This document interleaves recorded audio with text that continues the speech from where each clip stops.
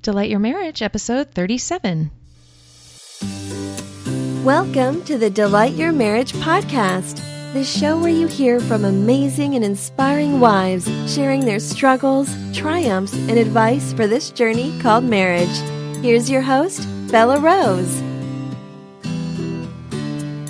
Hey there and welcome. This is Belah Rose at Delight Your Marriage, and I'm so grateful that you're joining me today.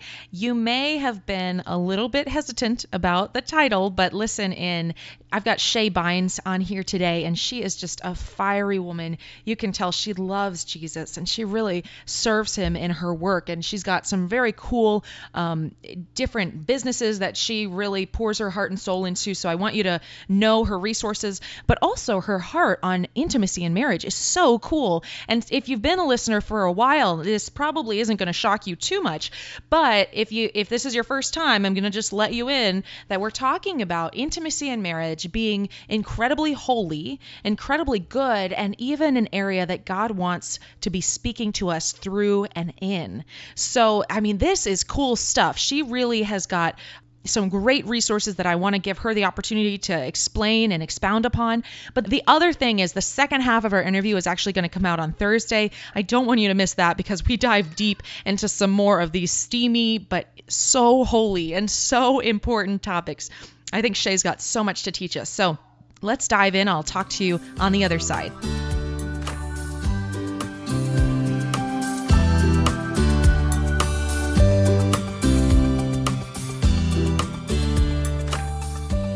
All right. Well, welcome back, Delight Your Marriage listener. I'm thrilled that you are with me today, and I have Shae Bynes on the line with me. How are you doing, Shae? I'm doing wonderful. Thank you. Awesome. Well, I'm just so grateful that you're here with me, and we've had some back and forth for a while now, so it's so glad that we finally have you on the line. And would you go ahead and introduce yourself and tell the listeners a little bit about yourself, your life, and a little bit about your family and day-to-day life? Sure. So my name is Shae Bynes. Personally speaking, I'm a child of a very loving God. I'm a wife to my high school sweetie. We've been together for over 20 years, since we were 16 years old. We had two daughters. I have a 7-year-old and a 14-year-old daughter. And a dog. And then professionally speaking, I do two things primarily. First thing, I equip and inspire entrepreneurs to really partner with God in business to impact lives and advance his kingdom on the earth. And I do that through my company, Kingdom Driven Entrepreneur. And then secondly, along with my husband, this is actually pretty new, started, I guess, last fall, that we've been ministering to couples on really just experiencing God's best in their marriage, you know, through greater intimacy with the Lord and with each other. So that's awesome. It's been wonderful. Yes. So you have got so many good things to share. I'm really excited. And your book also, could you mention that as well? We're going to talk about it, I'm sure, more later, but sure. So I've got 11 of them, but since we're talking about the life of your marriage, I only have I've got one on marriage. This is the one my husband and I wrote last fall, and it's actually called Brace Yourself, Menage a Trois, You, the Spouse, and the Lover of Your Souls. Awesome. Okay, well, we are definitely going to dive into that more. That's really good stuff. I'm excited. So your day-to-day life looks like, I mean, a lot of your podcasting, which is a lot of work. Yeah. And do you have other things? I mean, yeah. So what does it look like for you? Sure. So with Kingdom Driven Entrepreneur, there's actually a lot of facets to what we do. So yes, we have a podcast, but we we teach the podcast, we write, we have events, we have an online community, right? So we do a lot of community building aspects and teaching and training as well. And then as far as, but also, and I coach people, right, in business. Oh, okay. And so there's that piece. And so I usually use like 2 days, sometimes 2.5 days out of the weekdays focused on that. And then, I allocate a day of just personal, stuff that you just got to deal with, right? That's good. Yeah, I've kind of had to really organize myself in this way. Yes. And then the other days, with the other 2 days, I'm either coaching or helping my husband with his massage practice or whatever. So I've kind of segmented my days a bit, and that helps keep me sane, and it's been really good. Yes, that's so interesting that you say that. I do something kind of similar.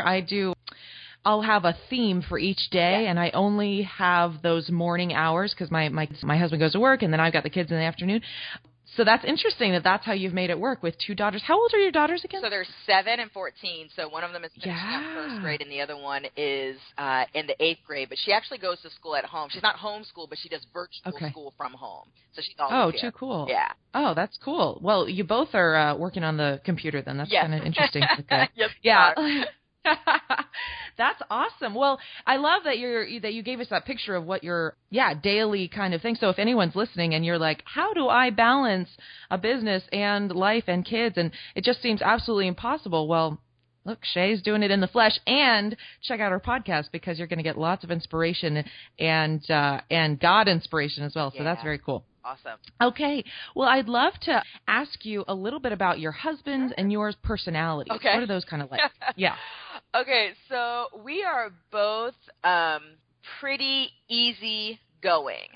So we're both pretty easygoing people. We rarely, so as long as we've been together, it's not like we don't have hot, heated, long arguments and fights because we're both pretty laid back. And so usually what happens with us is, there will be a heated discussion for like 10 minutes and then it's over, Oh, okay. Because, we bounce back pretty quick. Yes. And I'm a bit more, my husband, I'd say, is a bit more laid back than I am. Okay. Right? So, because my background is in engineering, project management, program director. So, I've got that personality that's like kind of driven, just kind of go. And it's been the Lord who has helped me to pull back a little bit and flow a little bit more with him instead of being so go and hustle.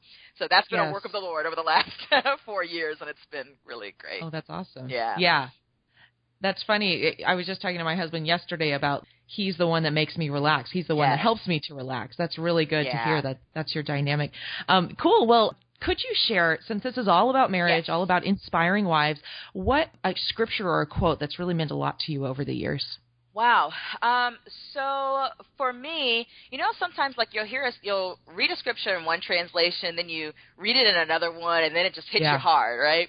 Oh, yeah. So for me, kind of like the scripture of my last few years, really, that I focus on, has been Matthew 11:28 and 30, and it's in the Message. So I'm actually going to read it a little bit long. So this is in the Message. It's, Please. Are you tired, worn out, burned out on religion? Come to me, get away with me, and you'll recover your life. I'll show you how to take a real rest. Walk with me and work with me. Watch how I do it. Learn the unforced rhythms of grace. I won't lay anything heavy or ill-fitting on you. Keep company with me, and you'll learn to live freely and lightly. And that's Jesus speaking. And so this whole idea of the unforced rhythms of grace, walk with me, work with me, watch how I do it, that has been the last few years of my life, and it has completely changed my life and my marriage, every aspect of my life, really. Oh, my gosh. God is so good. Isn't it good? I've literally been meditating on that verse for the last 3 days because I'm like, Lord, I need help with this. So Shae, God brought me you. This is so good. I've been getting like a master's degree in this over the last 3 years. How do you do? I mean, that just seems so impossible at the same time. Like, I haven't heard it in the Message translation. Thank you for sharing it that way. But I mean, what does that mean to you in a practical sense? Yeah. What are some things that God's been teaching you? And so part of it is starting my day the right way, right? Starting my day with Him, starting my day with putting all my plans and all the things that I've got just before Him, right, at His feet, right? I ask Him every day, just like, lead me and guide me through this day. Help me to see things the way you see them. And in fact, every time I come into a difficult situation, I'm like, Lord, help me to see this the way you see it. Help me to, help me have your point of view, right? So it's one of those things, and it's like, it's not just how I start the day, but even throughout the day, if I'm starting to feel angst about something, I'm like, nope. This is not grace. These are not the unforced rhythms of grace. I'm forcing it, and I'll just take a step back. I'll take a step back, be quiet for a couple minutes, just chill. Because when you have a driven personality like that, You really have to pull back because you can just get into the hustle, hustle, hustle. And I'm telling you, grace trumps grind every time. So it's just, that's how I live, you know? It makes a big difference. Oh, man, that is just so good. The grace trumps grind thing. I listened to a podcast not even too long ago that similar to that, like a name like that, like grace over grind. I'm trying to remember. Does that ring a bell to you? I'm trying to remember who. We talked about this on the Kingdom Driven Entrepreneur podcast. Oh, tell me. It could have been from that one, but I also know that awesome. The person that we had that conversation with has had that conversation with someone else on another podcast. I can't remember which one. So you could have heard one of 2 or 3 different podcasts on the topic. Okay. What was the name of the person that you had the conversation Johnson? with? Yeah. Say the name again. Amos Johnson Jr. Yes. Yeah, he's a good friend of mine. Oh, no way. Yeah, okay, cool. The host of the Kingdom Driven Entrepreneur podcast until recently. Oh, is that right? Oh, wow. Oh, that's so cool. Thanks for that.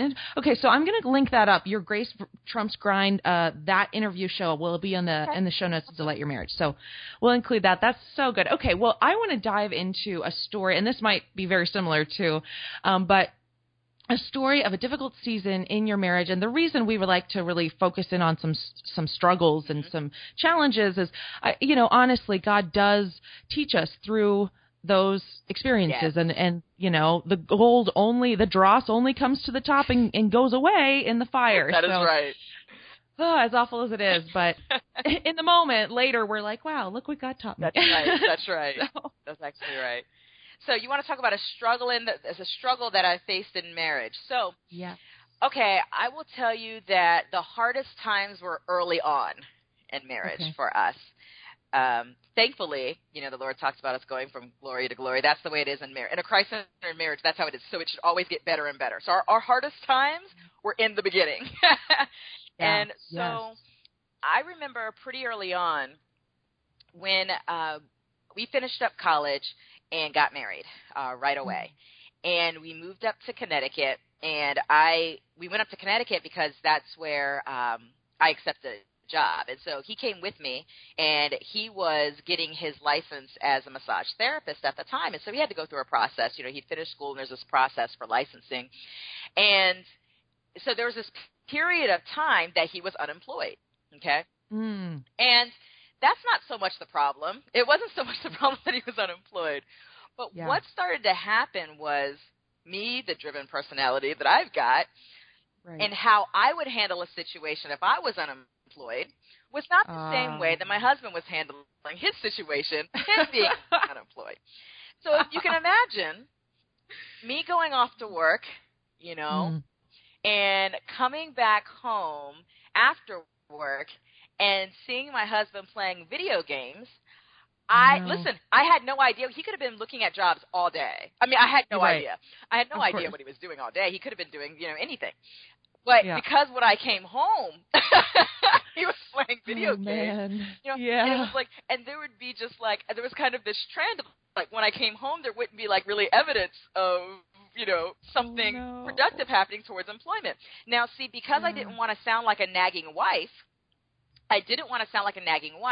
So the problem is that I didn't know how to communicate without being agitated about, well, what have you been doing all day? What you've been up to? I couldn't even pull that out, Right. And that was a problem because that was communication breakdown 101, right? And so by me not asking, because I was so concerned about being a nag about it, that ended up becoming bitterness because I didn't know what was going on. And when the wife gets bitter and has an attitude, that it starts to impact everything. It starts to impact your desire or lack of desire in every area. And that's right. That's so true. Yeah. And so when it got to that point, and I finally, it's like by the time it came out why I was upset, it wasn't cute by that time, right? Because we could have had a much better conversation a long time ago. And I take full responsibility for that because I was not communicating, right? And so it ended up turning into this big big thing that it didn't need to be. And he was really hurt, right? Because, it's like, well, just talk to me. And so we learned so much. It's like we went through all of this for what? All this time for what? And so from that, I mean, that was such a big communication lesson for us. Because the truth of the matter is that there was things that I actually could have been helping him with. If I had talked to him about actually what was going on during the day, I could have given him helpful ideas. I could have also known what he was doing as opposed to assuming what he was doing. And all of those things. And we actually could have been a team instead of what we were at the time for that season. And so that, I think, and it's funny because that was very early on in our marriage, but yet still here we are. How many years have we been married? 99, 2015. So we'll be married 16 years this year. 16 years. Mm-hmm. Awesome. That was the hardest season of our marriage so far. Prayerfully, will be the hardest one that we have to deal with. But we deal with situations. It's not like it's the hardest situation in life we've had to deal with, but it was the toughest time for us as a couple and how we dealt with the situation. It was a big difference. Yep, and I wanted to just pull out some of the nuggets that you shared. One is we could have avoided all of this pain and agony on both ends, you misunderstanding what he was doing, him then, being pained by your, final kind of, I'm guessing it was an explosion. That's what happened to me. Is that what happened? Okay. I don't want to put words in your mouth, but generally. Disinterest in the bedroom, attitude, the whole thing. Yeah. Yes. And like you said, if that had been addressed earlier, now, do you have some guides on I mean, that's a hard situation when you are making, money throughout the day, your husband lost his job. I mean, that's really hard. If you could have gone back to that moment, what would you have wanted to do differently specifically? Yeah. So in everything, we're supposed to be a team in everything. Mm-hmm. And so if you're a team, then you're going to work through the situation together. Which means, to me, for us, and the way our dynamics work, for us, that would mean, okay, let's talk about, I say, honey, let's talk about what it is that, you really desire to do. Let's pray about it. Okay, great. Let's take a look at what actions we can take, because he recognizes my strength in organization and planning and all of that, and that's not his strong suit. And so he would have looked to me for that strong suit. I would have looked to him because he has so many wonderful, wonderful qualities, right? And we could have taken both the qualities that we're both strong in and worked through the situation in prayer and in faith together.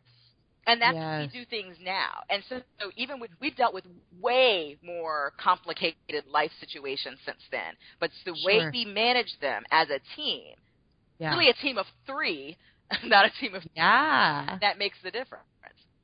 Yes, that's so good. I love that you pulled out specifically, this is not a catch-all formula in the way of the wife should do this, the husband should do this, et cetera, et cetera. No, it's not. What has God gifted you to do? Yes. What has God gifted your husband to do? That's right. And as a team together, how can we use both of those strengths and move our team forward? Exactly. That's awesome. Exactly. I love that. Well, and I want to dive into, and this is probably, we'll probably be talking a lot about your book, but what was the impetus behind writing this book? And let's start with that. So something kind of weird happened. Okay. Lay it on us. Okay, I'm something ready. really strange happened, and there was a time while we're in the bed, right, in the middle of sex, where God spoke. And it was funny because it was like we started getting lessons in the middle of sex. We would get a lesson of some sort. Either Phil would hear it or I would hear it, and it would be hilarious because then we talked to each other about it. And it always happened either during sex or right after sex. It was like he invaded our bedroom. It was the strangest thing. Yeah. And so after that had happened a couple of times, I don't know, maybe 2 or 3 times later, we got an assignment to do a book. Like I was just sitting there, and the Lord gave me a title for a book, said, this is a book, and gave me the title. Wow. And when he gave me a title, Menage a Trois, I'm like, you got to be kidding. Because first of all, I never used the term. Every connotation for the term I've ever heard was very negative. And so when I heard that, I'm like, okay, yeah, that doesn't make a lot of sense, Lord. I'm not even sure that was you. I'm not even sure that was you, Lord. So I actually got out of the bed. I went downstairs to go look up what the word meant. And the word actually in French means a household of three. And I smiled when I saw that. And it's like a household of three. And it's like, and that's when he was like, you, your spouse, and the lover of your souls. And I was like, you know what, Lord, that's actually really, really good. And so from there, we knew that we had this assignment to write this book. And so over a series of several months, we just got these lessons like in these That's lessons. Awesome. And so we started like I kept my Kindle by my nightstand, and he kept his notepad by his nightstand because we just never knew when it was going to happen. And so we just had all these little nuggets written down, and then eventually what we had ourselves was a book. We were like getting on the job training. Yeah. Oh yeah. Yes. Yeah, it's kind of a weird story, awesome. but it's the truth. No, it's, well, honestly, I feel like it's just the worst lie the enemy has sold us as like, you either are sexy or you're not, or something along those lines. Like, you either get it or you don't. And it's just so wrong. It's a process of, I think, God unveiling your husband, God unveiling your, sexuality. It's a constant thing. And I feel like I learn every single experience that I have with my husband. I mean, every single one is just new and different and enjoyable in a different way. And I feel like God's beauty is revealed in a different way. And, it's so good. Okay. So when you describe your book, and I haven't read it on purpose. I told you this, Shae, like I didn't want to skip over things that the audience would actually have questions about because I'm already too familiar. So I want to ask you, like, what if you could tell me what the crux is? You, your spouse, the lover of your souls. I mean, that seems. Actually, if anyone, Delight Your Marriage, I'll have the link linked up. But if you look it up on Amazon, the picture is a little bit provoking, really. It is. You got 3 feet in the bed, is what it is. 3 feet in the bed with a pair of feet in the middle with holes in them. Yeah. And by the way, I didn't come up with that either. Oh, is that right? Yeah, I didn't. I said, Lord, what are we doing for the cover? He gave me the name of somebody to do the cover. And when I told I was so embarrassed to tell them about the title of the book. I was so embarrassed. And so I told them the cover of the book, and she says, I got it. She told me that when I told her the name of the book, she immediately had a picture in her mind. Immediately. Wow. And then she's like, yeah, I know why he sent you to me. I have an immediate picture in my mind. And then she did it. And I looked at it and I'm like, and I just laughed. It's like, you've got to be kidding, Lord. Are we seriously writing this book with this title and with this cover?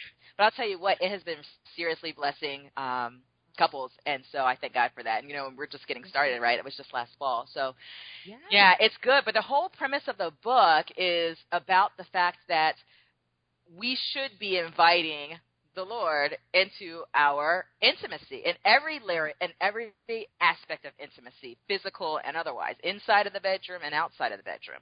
That's the whole premise behind it. And so there's basically like 8 lessons around how we do that, right? And various aspects of what happens when we do invite the Lord into our room. Because I'm like, listen, he's like, we talk about this expression, making love, but God is love. So how can you make love when God's not in it?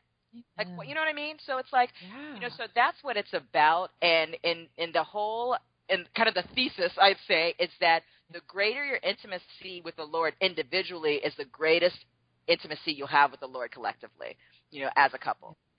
And so we go in on some tough stuff, music that we listen to, while making love. We talk about, there's things that because people in the church, they don't want to talk about sex, and they think, some people think certain things are dirty, and maybe they are dirty for you, but they're not dirty for someone else. So we deal with so many issues that many don't talk about, and really just encourage conversation. Between husbands. Oh, that's good. Yeah.